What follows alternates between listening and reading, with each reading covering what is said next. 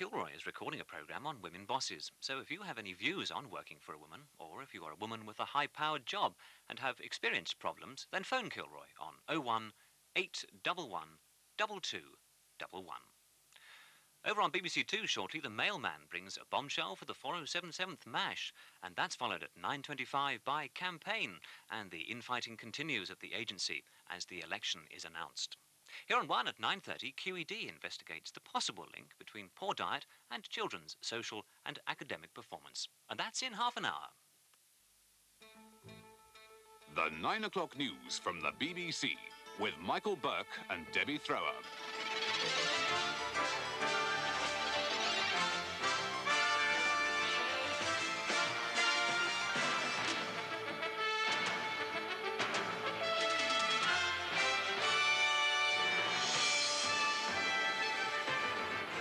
Nurses at 3 big hospitals have voted tonight for a strike as the government says there's no new money for the NHS. Mr. Steele may quit within 6 months. He isn't keen to fight on as a party leader. Mr. Reagan's toughest warning on Central America. This is the moment of truth, he says. The candle that burns for Terry Waite, beginning his 2nd year in the hands of kidnappers. And the new black market in Lebanon, the disappearing boats and their cargoes. Good evening. Nurses at 3 big London teaching hospitals voted tonight to strike over their pay. They went to meetings called by their unions to decide only on whether to hold a ballot on strike action. But the mood was so militant, they voted there and then for a one-day strike on February the 3rd. The Department of Health said it regretted the nurses' action. The Royal College of Nursing condemned what it called an opportunist campaign that would backfire. But there are signs tonight that it could spread. The hospitals that are affected so far are the Middlesex, the Royal Free and the University College Hospital. But nurses at 5 more major hospitals in London are to vote on strike action over the next few days. And there are fears the dispute could quickly spread to the rest of the country. The Middlesex Hospital in London was the scene of one of tonight's strike votes, and nurses from the nearby University College Hospital joined the meeting. The mood was described as angry, with many of those present said to be members of the Royal College of Nurses. They were defying a college rule that expressly forbids strike action. I think it shows there's a lot of anger about what's been going on with nurses' pay and health service cuts generally. I think it's excellent. It's a good start, and other hospitals can take a lead from it. Do you not think there's a danger you could alienate the RCN altogether? Well, I think, although I'd say probably even a majority of the people there were RCN members, we had an almost unanimous vote for strike, and there was a lot of anger, and I think the other nurses here would agree. There's a lot of anger directed at the RCN leadership by the RCN membership, and I think it's about time the RCN leadership did something and moved. What sort of message do you think today's vote delivers? I think it's really a message to the government to say that they're going to have to actually do something about the NHS, or they're going to have really serious trouble on their hands from the nurses. We've put up with deteriorating conditions. I'm actually a ward sister. I struggle with shortage of staff, shortage of money. I want patient call bell alarms. I'm not allowed them. There's money for lots of other things that go on. And I just think it's come to, you've got to do something about it. But a lot of nurses are feeling that they want to do something now, and it's been a long time since they've we've all been had able enough. to do anything. It's been years now, and we've all had enough. A lot of us came to the meeting this evening really undecided about how we felt about actually taking strike action, because none of us take this at all lightly as an issue. And actually sort of the feeling among nurses now is of such desperation that this is really a last resort. And despite the strike decision, the nurses say they will maintain essential services to ensure no lives are at risk. Peter Gould reporting. The Royal College of Nursing has reacted angrily to the news that some of its nurses are going out on strike. The Director of Nursing Policy sympathised with the motives, but not the vote. The RCN wouldn't back any of its members that went on strike. In no way can we support action which harms patients. We condemn industrial action, and of course we are quite certain that the other nurses wouldn't go on strike either if they really felt that the Royal College of Nursing nurses weren't there to care for the patients. Do you believe that these meetings were hyped up?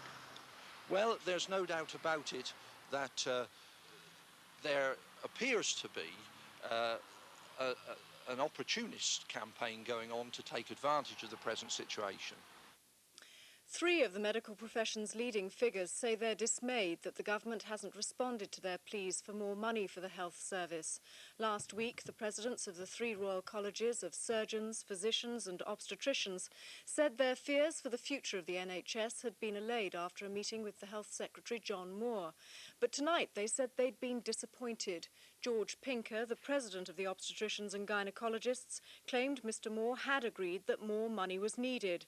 But Mr Moore's office tonight firmly rejected the idea that he'd promised the president's increased funding. Earlier, the government confirmed there'd been no extra cash for the NHS beyond the £1.1 billion announced last year.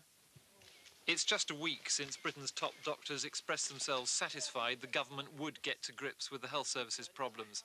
They'd been to see Health Minister John Moore. Now, questioned by a Commons committee, they say their optimism after meeting Mr Moore may have been naive. He appeared to understand the problems that we were talking about, and he appeared to listen sympathetically to the proposals we made. Since then, we've read nothing but disconcerting news that has caused us considerable dismay, and I don't think we've heard anything that's reassuring in the last week or so. This morning, Chief Treasury Secretary John Major argued the government has already done enough for the health service. Revealing unchanged figures in the public spending white paper, he said he hoped no one expected further spending in the March budget and said at present he didn't propose to reopen talks on spending. We haven't yet seen the effect of the extra £1.1 billion that we have made available for the National Health Service. People are not comparing like with like. There are substantial increases for the National Health Service next year.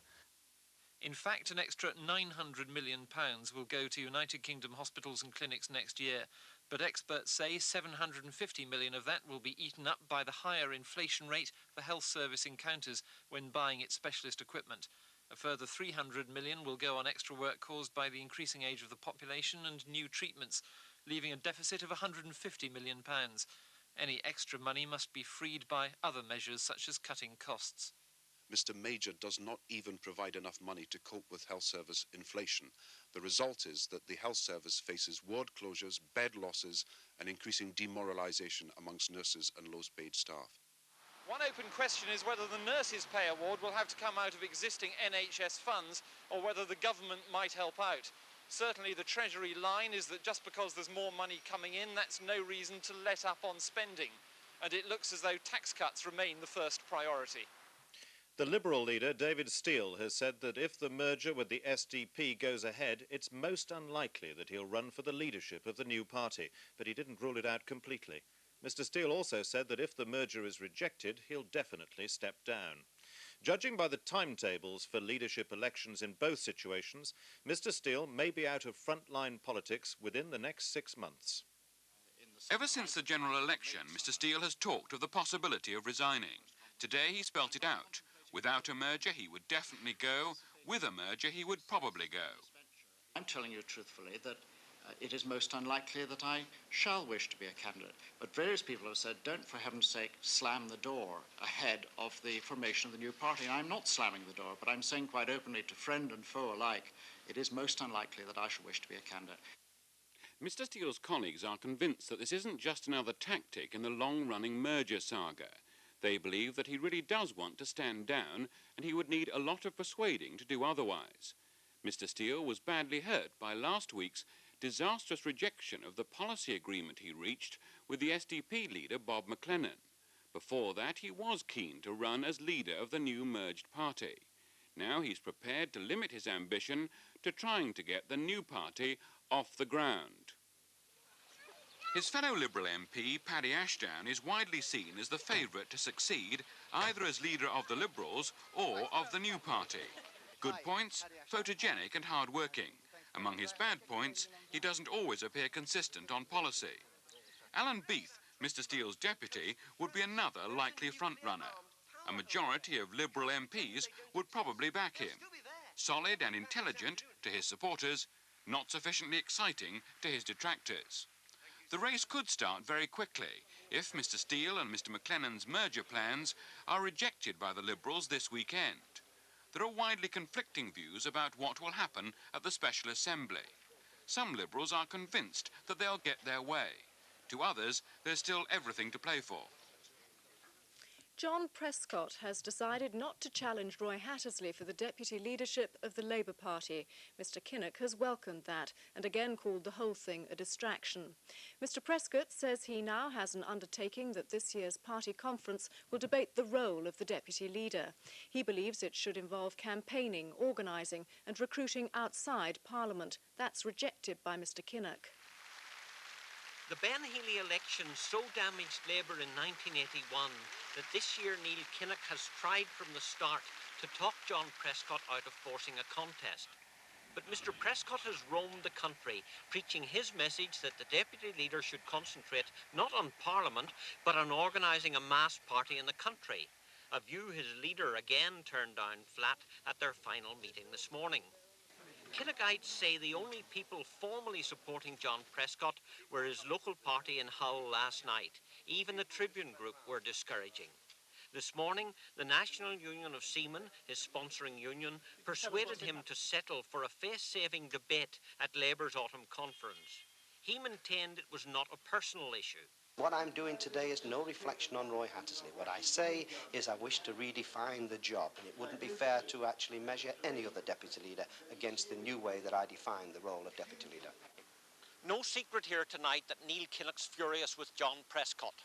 The leader denies being party to any face-saving deal, and it's being said that if Mr Prescott had insisted on standing, he'd have got only 1/5 of the votes. Some critics even suspect that he may have damaged his chances in next November's shadow cabinet elections, but a lot of water will have passed under Westminster Bridge before that. A schoolteacher and a teenage girl who'd been his pupil have both been jailed for murdering his wife. He'll serve a life sentence and she faces an indefinite term in prison. Philip Ashcroft said he'd killed his wife during a violent argument, but the prosecution said he and his former pupil, Angela Page, had plotted the murder. She said she'd always done what Ashcroft told her. Israeli troops have killed all 3 members of a Palestinian guerrilla group who succeeded in crossing the frontier with Lebanon this morning. The 3 armed men were ambushed and shot dead on Israeli territory close to the Menara kibbutz. 1 Israeli soldier was wounded. The Palestinians had passed undetected through the high-security zone in southern Lebanon, an area set up by the Israelis and heavily fortified against such attacks. Then they cut through a border fence, avoiding barbed wire and alarm systems, before the Israeli patrol caught up with them. These pictures show the 3 Palestinians with their weapons minutes before they crossed the border from the Lebanon into northern Israel. The Israelis claim they had received prior warning of the attack. It is in this territory, the buffer zone with the Lebanon on the other side of the fence, that Israeli troops are on constant alert. They spotted the 3 Palestinians after they had cut their way through the fence and prepared to attack. The 3, whose weaponry included rifles, grenades and a rocket launcher, opened fire on the soldiers, who then say they shot back, killing the Palestinians. 1 soldier was wounded. The location is close to a kibbutz and some 6 miles from the army camp where a Palestinian landed on a hang glider 2 months ago and then killed 6 Israeli soldiers. Defence Minister Yitzhak Rabin, visiting the troops here today, said the attack proved the PLO would never be content with encouraging street violence in the West Bank and Gaza. I believe that the system and the soldiers that assaulted and killed the terrorists carried out its mission in a perfect way. Last night was the proof that they have never given up and they'll never give up the use of terror in indiscriminating way. In the south at Gaza, more problems with private food donations to the Palestinian camps under curfew. Mr. Rabin has stressed that only UN vehicles will be allowed through, and today official lorries carrying extra supplies were a welcome sight to some of the 60,000 inhabitants at Jabalia. There is no curfew, however, on the West Bank, and more stone throwing near East Jerusalem today led to this incident in which the driver of a police jeep was hit on the head with a stone and his vehicle went out of control, knocking down an Arab youth. It is an inevitable result of this sustained street violence and yet another ingredient guaranteed to heighten the tension. This is Michael Macmillan for the 9 o'clock news in East Jerusalem. Prayers have been said across the country for the release of Terry Waite, who was kidnapped in Lebanon a year ago today. There were special services at Mr. Waite's local church at Blackheath in South London. And at Lambeth Palace this morning, the Archbishop of Canterbury, Dr. Robert Runcie, held prayers for his envoy and for the missing British journalist John McCarthy. This is the Archbishop's 365th candle at Lambeth for Terry Waite and the others, one a day since he disappeared. At Lambeth, Mrs. Waite joined the Archbishop for prayers. They've been said every day for the last year. Today, the service was broadcast across the country. Words of hope and prayer. Let us pray for Terry, John McCarthy, and all hostages of whatever nation or creed. There too was Jill Morell, John McCarthy's girlfriend. Families, friends and well-wishers prayed for all the people, the ordinary people, the Archbishop said, of the Middle East. It was a short service, simple but intensely moving.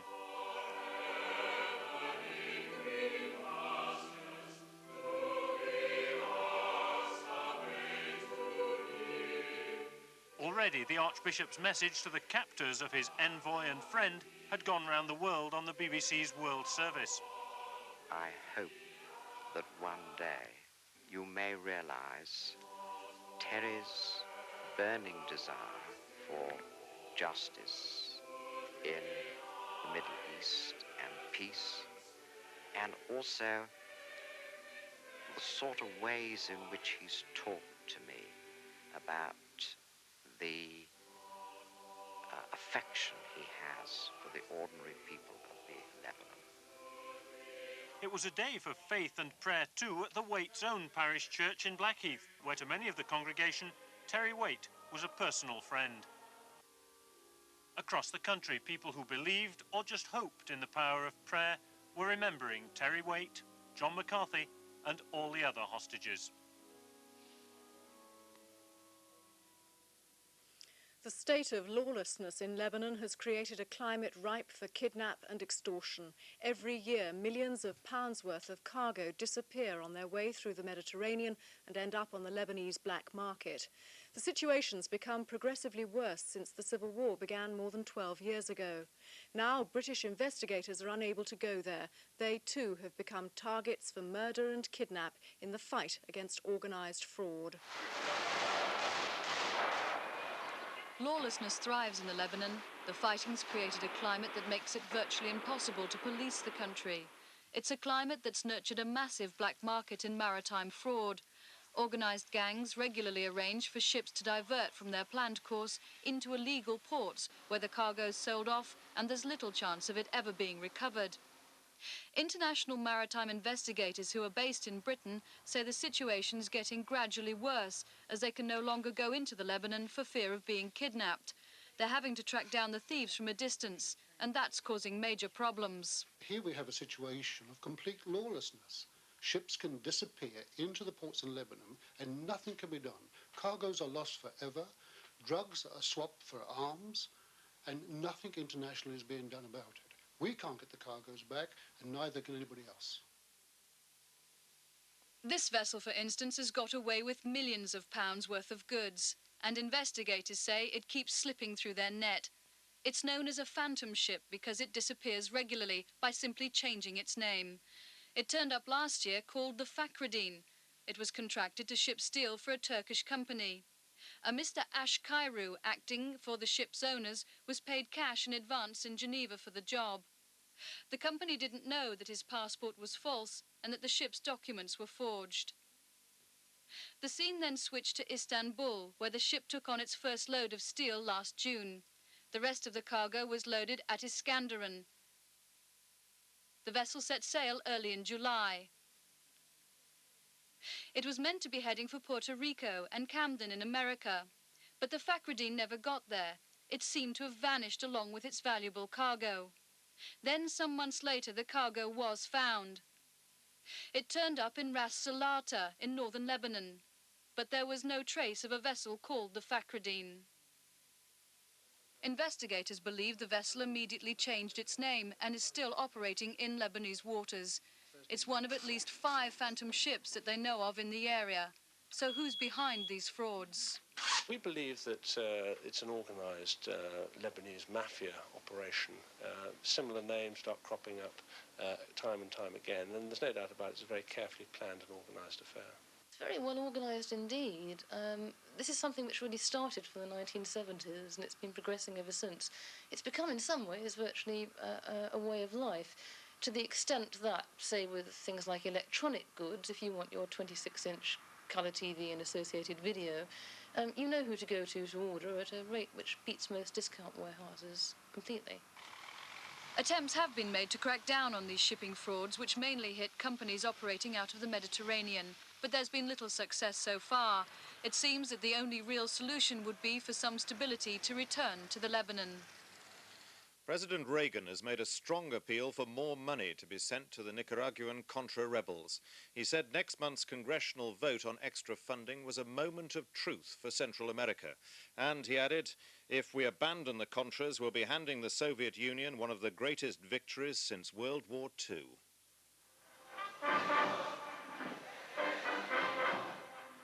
The Americans had hopes that by now the Sandinistas would be isolated and denounced by the other countries in Central America. Instead, the Nicaraguan President Daniel Ortega has made more concessions towards democracy and civil liberties in his country, and these have put his opponents, the American-backed Contras, on the defensive. In 2 weeks' time, they lose their money, their supplies, and all their effective external support, unless the United States Congress votes to renew them. So tonight, Mr. Reagan launched his counter-offensive with a bitter attack on the Sandinistas and a demand for help for the people he calls freedom fighters. This is the moment of truth, the make or break vote on the freedom fighters. If we abandon them now, if Congress votes down aid, we will be abandoning the only real cause for peace and freedom in Nicaragua. We will be consigning the peace process to an obscure footnote in history and handing the Soviet Union one of its greatest strategic victories since World War II. This vote will be remembered by the American people, either as the time we acted to support freedom and kept our mainland secure, or as the beginning of one of America's most tragic mistakes. If Mr. Reagan doesn't win this vote, the Contras won't get their money for the rest of his presidency. And there are no back channels now with Marine Corps colonels controlling them. The war in Nicaragua can be decided right here. This is Martin Bell for the 9 o'clock news in Washington. The Soviet dissident Yosif Begun was given a hero's welcome when he arrived in Israel after fighting for 17 years to leave the Soviet Union. The Begun family emerged from the plane to cheers from hundreds of supporters who'd waited into the early hours. Yosif Begun said he felt like the happiest man in the world. The Czechoslovak government has started a new round of talks with the Vatican over the appointment of bishops. There are 10 vacancies, but church and state can't agree who should fill them. A petition calling for an end to religious persecution is being openly circulated. But films just smuggled out indicate that glasnost in Czechoslovakia still doesn't extend to the activists who belong to the leading civil rights group Charter 77. These pictures, which reached the West a few days ago, show the formal handover between the 3 people on the left, who represented Charter 77 last year, and the 3 on the right, who'll be its 1988 spokesman. The organisation felt there were grounds for optimism. While it was sometimes difficult for the spokesman several years ago even to meet, this year was a year of mounting activity, internal and international. But the optimism was ill-founded. Last weekend, all the new spokesmen were arrested, and though they were later released, it was a clear sign that there's no intention of letting up on the pressure on people who don't conform. Václav Mali is one of those people. He's a priest, but he's not allowed to officiate at Mass, and he's not even supposed to be teaching these children. In Czechoslovakia, the government licenses priests, and if, like Mali, they support the human rights campaign, their license is taken away. Now, however, 30,000 people have signed a petition demanding greater freedom of worship, an extraordinary number, given the official pressures on those who don't conform. The authorities are clearly nervous. Here, the police are stopping young people from taking part in an illegal commemoration of the death of John Lennon. Lennon and the Beatles have had a big influence on the young in Czechoslovakia, and the anniversary is always marked in some way. But this year is special. It's the 20th anniversary of the Russian invasion, the 40th anniversary of the communist takeover, the 50th anniversary of Munich, when Chamberlain encouraged the Nazis to dismember Czechoslovakia, and the 70th anniversary of the founding of the state. Faced with this barrage of significant dates, the authorities are taking no chances.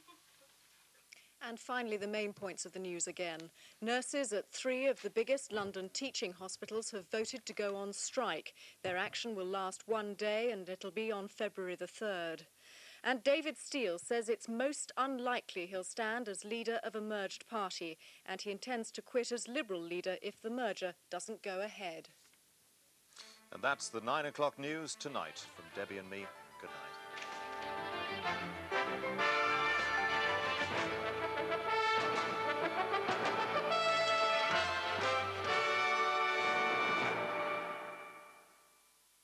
Now the news in the southeast. A mother and 2 children have died in a fire at their home in Surrey. A 7-year-old boy was seriously injured when he jumped from the first-floor window of the house in Grantwood Close in Redhill. Efforts to rescue the victims failed as fire officers were beaten back by thick smoke and flames. Fire investigators are at the scene trying to find the cause of the blaze. And fire officers in Kent are investigating a spate of fires at schools around Canterbury. There have been 12 on school premises in the area in recent months. The latest blaze was at St Stephen's Infant School in the city last night. Customs officers have seized 15 kilos of heroin with a street value of £2.25 million at the Toddington service station on the M1 in Bedfordshire. The drugs were found in a special compartment welded behind the spare wheel of a lorry. 3 people are being questioned. Neil Fletcher, leader of the Inner London Education Authority, has had talks with the Education Secretary Kenneth Baker in a final attempt to reach a compromise over a cut of £144 million in its budget. Mr Fletcher said 10,000 staff could lose their jobs and the authority could be forced to shut down. A man has appeared in court charged with robbery after an attack on scientist Magnus Pyke at his home in West London a week ago. Gary Brandon, who's from Hammersmith, was remanded in custody for a week.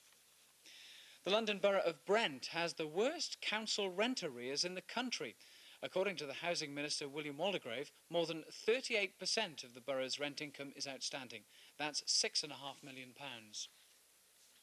The Sea Link car ferry Hengist, which ran aground on a beach near Folkestone during last October's violent storms, has returned to the port after a refit that cost £750,000. It goes back into service on the Folkestone to Boulogne route tomorrow morning. Well, that's all for now. There'll be more South East news in breakfast time tomorrow morning with Deborah Hall. But now here's a look at the weather forecast from Ian McCaskill. From me, though, a very good night to you. Hello. The weather's starting to get interesting again. Wasn't very interesting today, mild and showery, although there was plenty of sunshine between the showers. You can see those showers on the satellite sequence rushing eastwards across the country. But this is the interesting thing out here. That's a deep low, and it's heading across the Atlantic towards southern parts of the British Isles, bringing a return to wet weather for the south of Britain on Friday. But this is the interesting bit. As well as rain, there'll be snow mixed in it, mainly over northern hills, but not exclusively. More details on that tomorrow. Meanwhile, this front over here is developing into a little centre there, and it's going to bring some welcome snow to the higher Alps, but only above about 5,000 feet. Let's have a look at tonight's weather in more detail.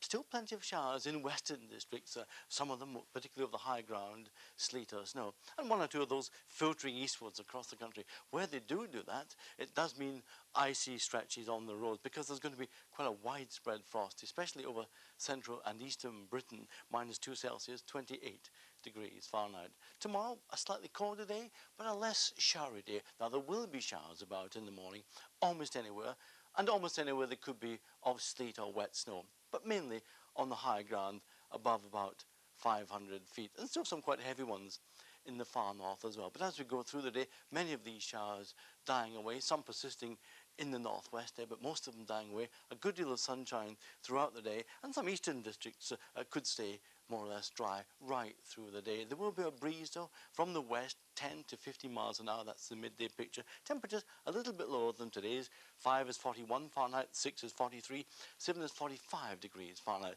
Not at all cold, so a reasonable day for most of us tomorrow, but wet weather with some snow coming along, we think, during the course of Friday. Finally, a summary of tomorrow's weather. Good deal of sunshine, not a bad day at all. May I wish you a very good night.